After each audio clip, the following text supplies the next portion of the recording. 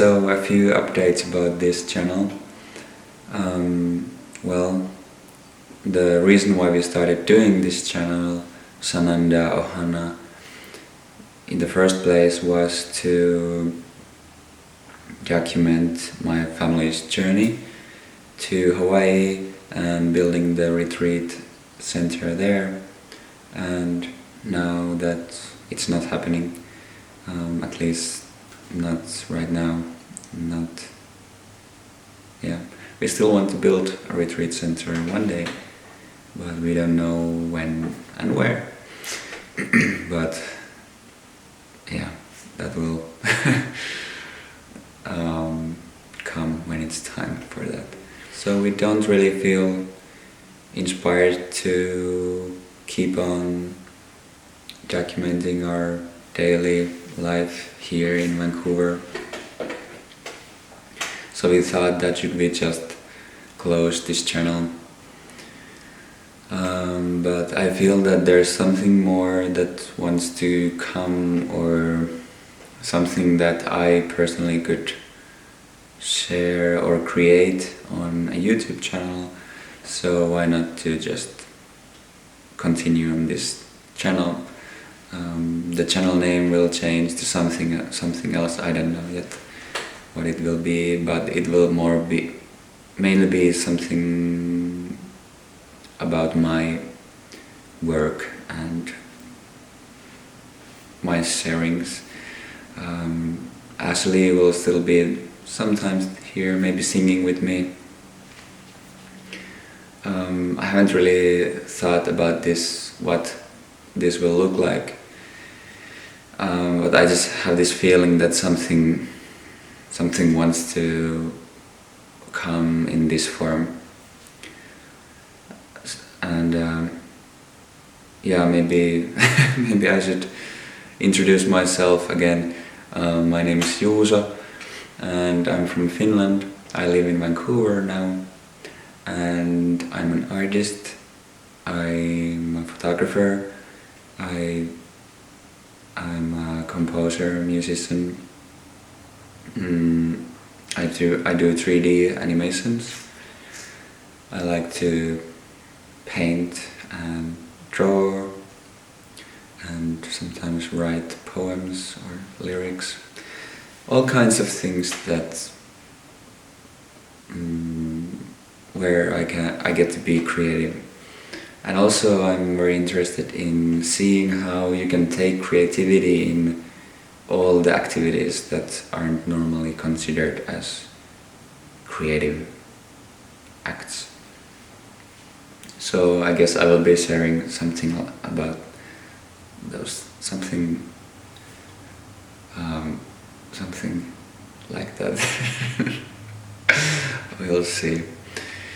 But yeah, right now I was thinking about going to nature.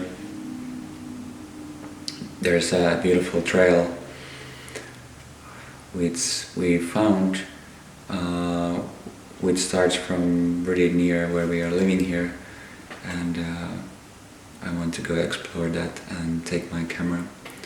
So yeah, let's see what we will find.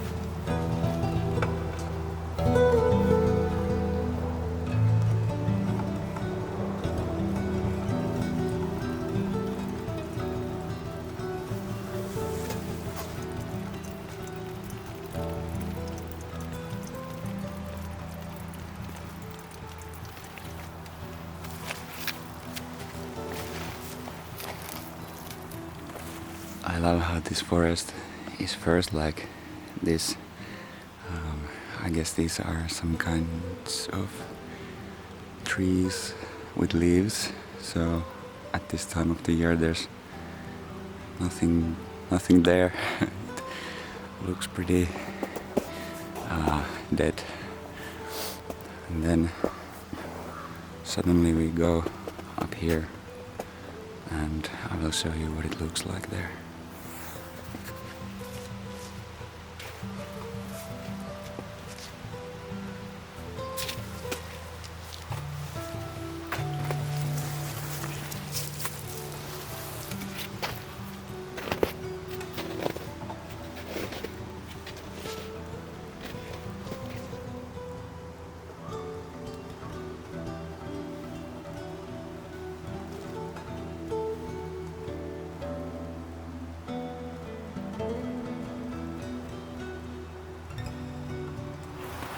So this path is about 6 kilometers long, I believe. There are these little blue marks on the trees, so that you can follow the right path. I don't know who has made this path. It seems pretty private because the area where we are living is kind of remote from everything else, and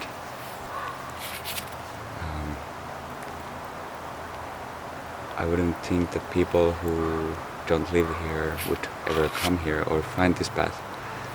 I doubt that many even know this path of the people who live here.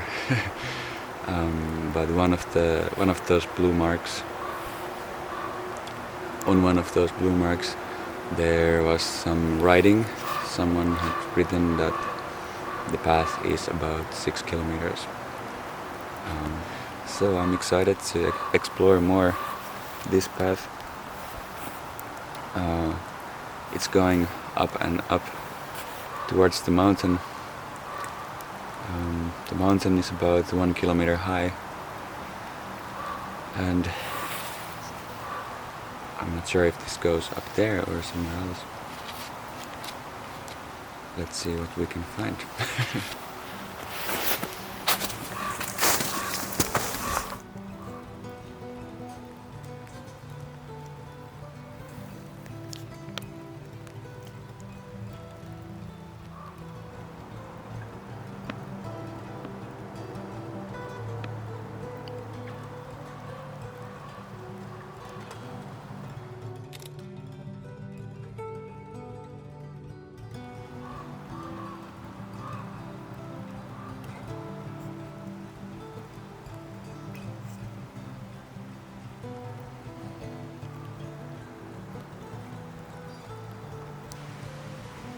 This is just absolutely beautiful.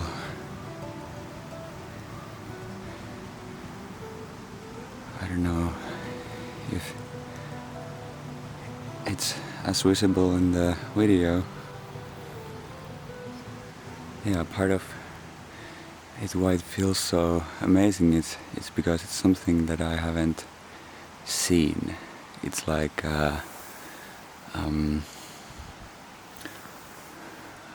I'm not sure how to explain it. Maybe the elevation, how it goes, well, you can't really see it from here because we are on a mountain. It goes like, the ground goes like, it goes up, and well, all the green trees with the green sweaters. It's just and the big trees. It's just something that I haven't seen. It's like it feels like so big somehow in my vision. Wow. I first thought that if I go alone on this trek, I'm gonna do it faster, but actually I think I'm doing it slower. If you ever Well, if you are a photographer or a videographer, you know. But if you're not, and you go hiking or on a road trip or somewhere with a photographer, be ready to wait for them or stop all the time, because there's just so many details in nature to capture. It's beautiful. And even if you're not a photographer, you can just stop and find all kinds of details. It reminds me of when I was doing a collaboration with my friend David Popa. He's a painter and he loves to use natural pigments from rocks and bones and all kinds of things. And I remember when he was looking at this one small rock and just inspecting it so in detail, just looking all the slight shades of gray on that rock, and he was so excited about all these shades. So in the same way, it's beautiful to just see all these. It's just beautiful to see all these details, like for example in here there's just so many details there.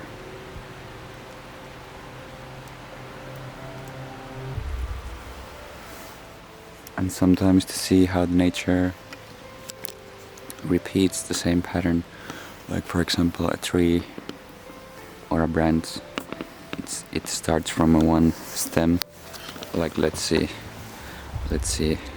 for example this branch here, it comes from this one stem and it divides to more and more finer details. And the same thing you will see if you are in an airplane and you look down and there's like a river network.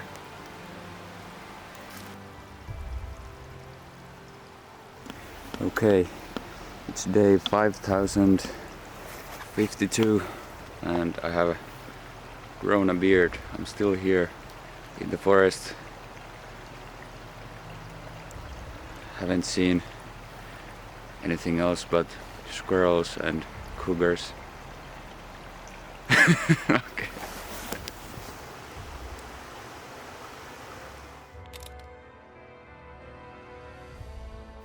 Okay, look what I found. It's pretty cool.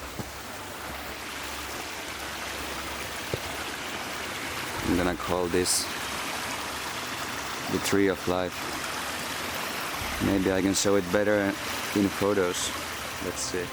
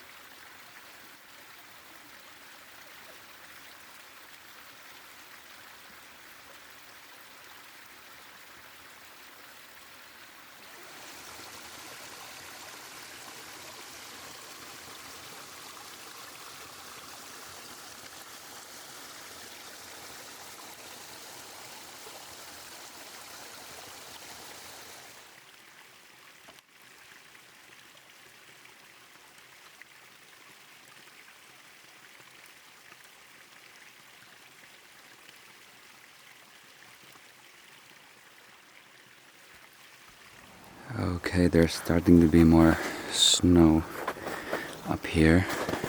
I don't really have the best shoes for that. I only have running shoes. But I haven't got myself proper hiking boots yet, because pretty much got rid of all my things, well, most of my things, when I left from Finland. And I thought that we're going to Hawai'i, so I'm not gonna need, well, I mean, you can go hiking there, but I could just use running shoes or something. I didn't think I would need to prepare for snow, but yeah, look at this.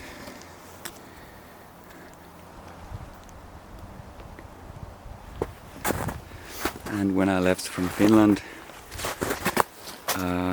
well, I really had one suitcase that I could pack with me.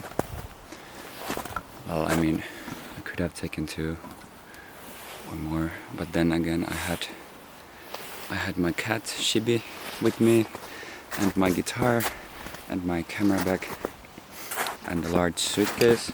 So I just thought that I would get rid of all the things that aren't necessary in Hawaii. And so I had just sandals and some running shoes. Okay, let's rest here a little bit. I think earlier on this channel someone asked about how it was for us getting rid of all the things, and for me it was pretty fun, actually. Just look at all the things and just ask myself that, do I really need this? And the more I threw out, the better it actually felt. The lighter I started feeling.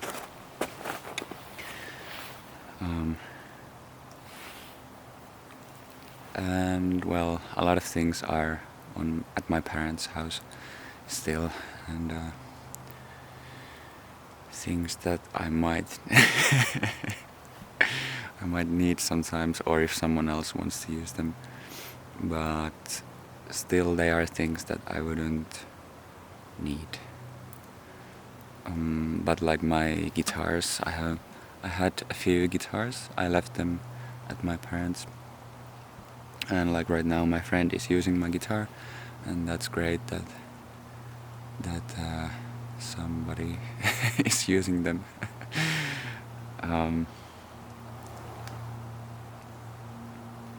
But yeah, I started realizing that we don't really need that much. But yeah, it was pretty easy to just throw away a lot of clothes or give them away. And I sold my studio gear, and now I'm building my studio again here, so yeah.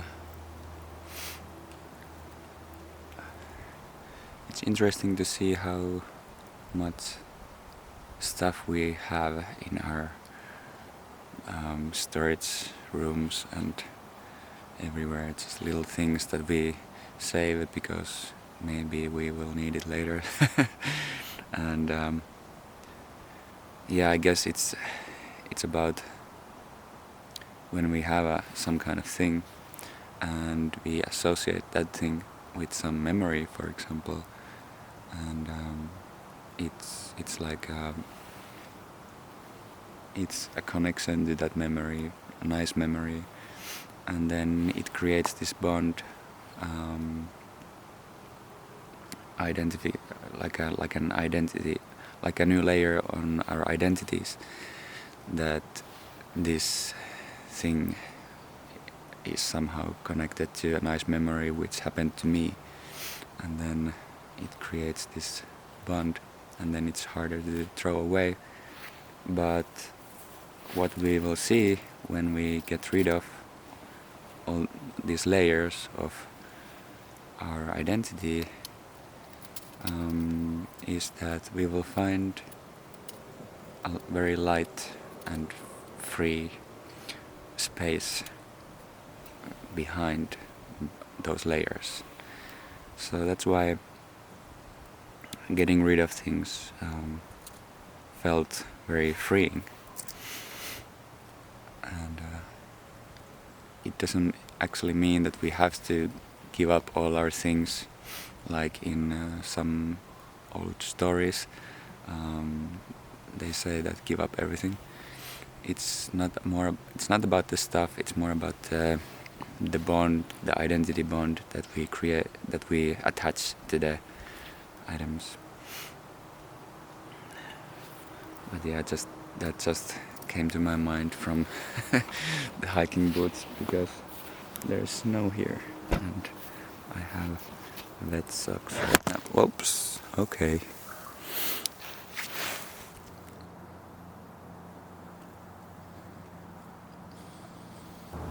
And yeah, not to say that we should try to get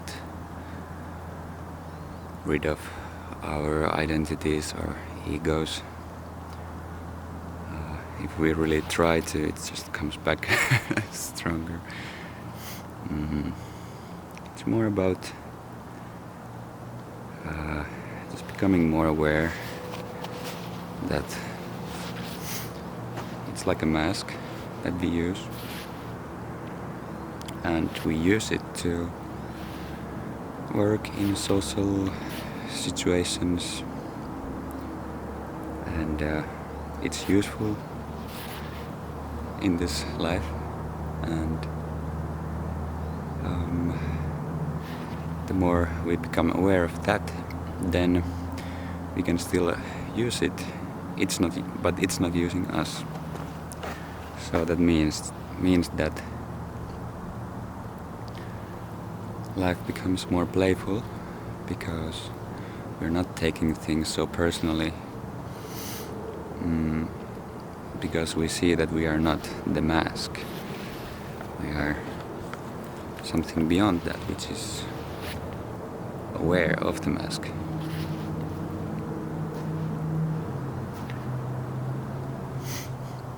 And then that will release a lot of stress, and there's more clarity and aliveness, because we are not thinking that we are this mask. We're not thinking so much that things are happening to me. We are more just seeing that things are happening, and yeah. I think I'm going to turn back now. I don't know how far this will go, but it's a little bit slippery.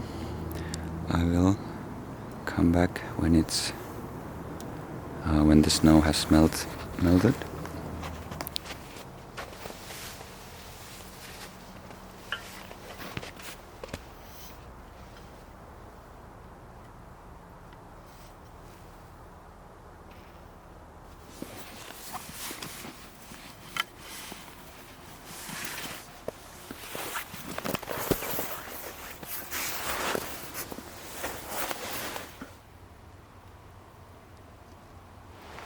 So now someone may be wondering that what does it mean to become more aware?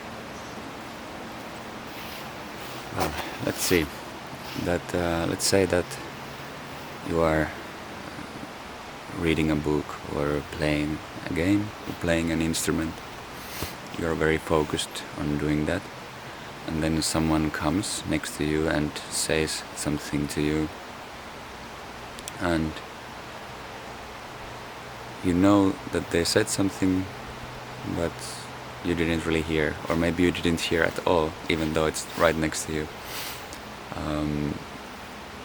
even though it's you basically hear it, but in a way you don't register it somehow.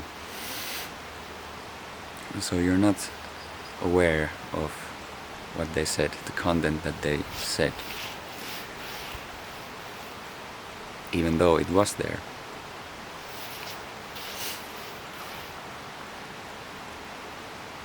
In the same way, we can start becoming more aware of the content of our identity, and the more clearly we see it, the easier it is to see it from a distance.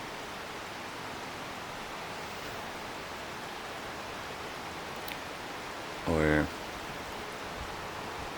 see it from the distance, because there is a distance between you and the content of your identity, or you and your identity. So let's give an example that, let's say that I have a belief that I'm shy, and maybe that was caused, or it was started by some kind of situation in my childhood, in which I had some kind of reaction to a situation, and maybe the next time in similar situation I couldn't, for example, say something because maybe I'm afraid what the others think or something like this. And then I will feel that like a bubble in my throat, for example, or in the stomach.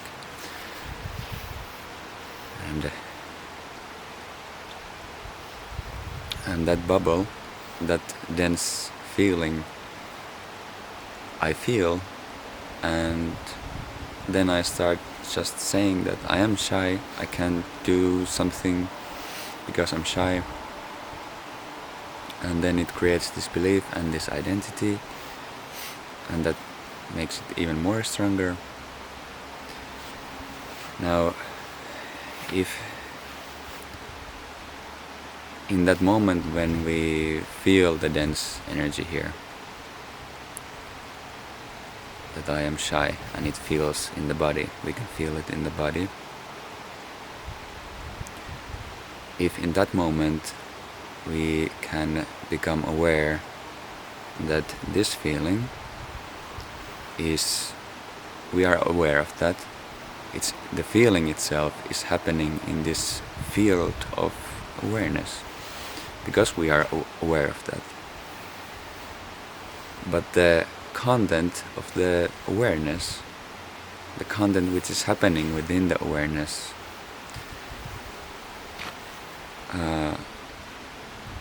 it's not the awareness itself. So now if we ask that where am I, or who am I? I'm the one who is aware, right? So how can I be the content of the awareness? And because it wasn't there always, we get more and more content in this field. Things come and go, and the content that we identify with, we call our identity.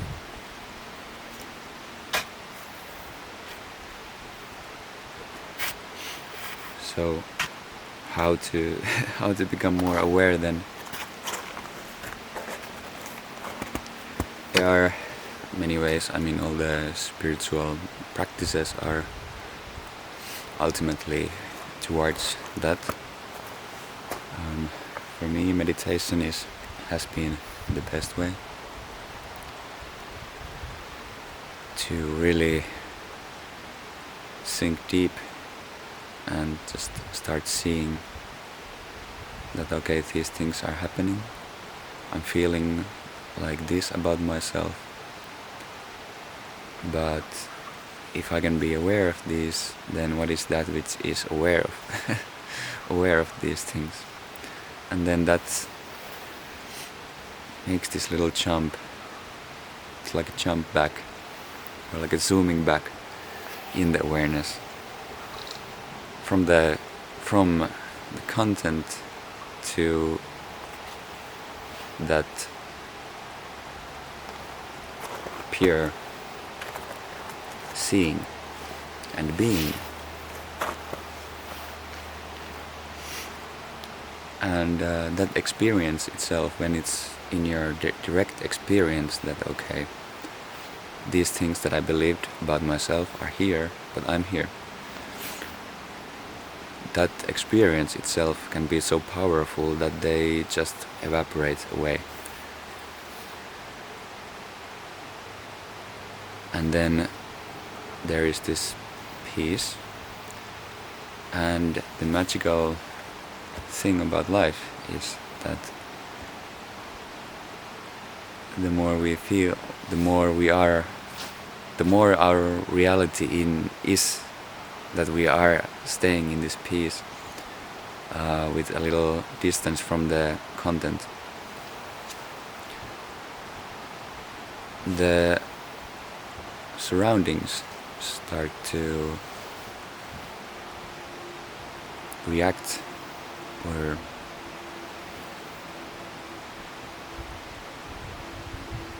they somehow start to resonate with that, and then you will find yourself in situations which are peaceful. And it's like in lucid dream.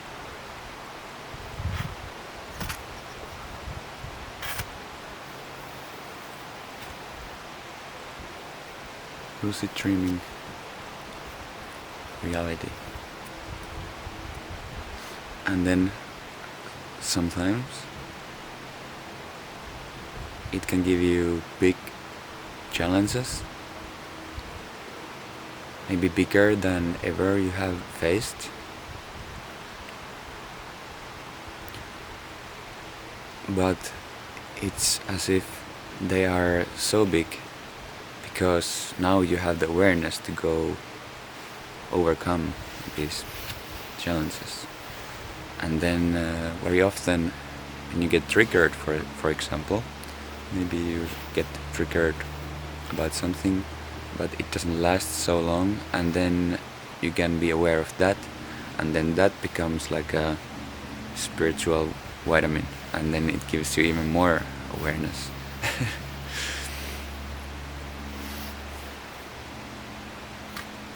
So I hope this helped, if someone was curious about that.